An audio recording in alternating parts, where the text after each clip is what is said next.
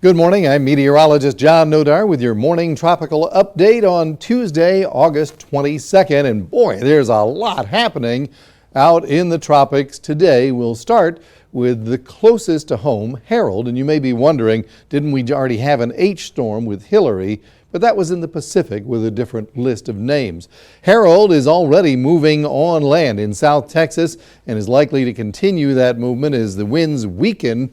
The rain is still going to be an issue, especially for folks in the mountains of Mexico where flooding and mudslides are a possibility over the next few days.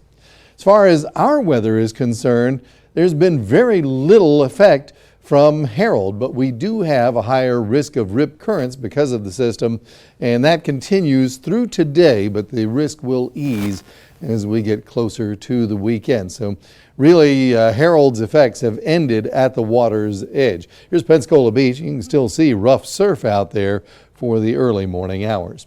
What about Franklin? Well, Franklin is in the Caribbean as a tropical storm, likely to stay a tropical storm as it passes through the island of Hispaniola with Haiti and the Dominican Republic. It will likely also affect Puerto Rico. As it moves into the Atlantic, it's going to come into a very favorable atmosphere that could take this to a Category 1 hurricane.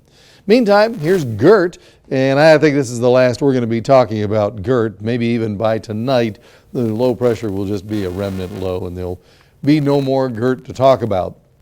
Emily has fizzled out, and that's the remnants of Emily there with a 20% chance of reforming, but that's going to be dropping as it gets into colder water in the North Atlantic.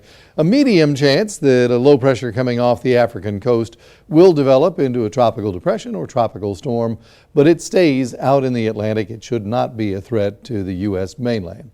So that's the way things are shaking out in the tropics today. For updates anytime, 24/7, you can always go track the tropics in the Hurricane Map Room at WKRG.com.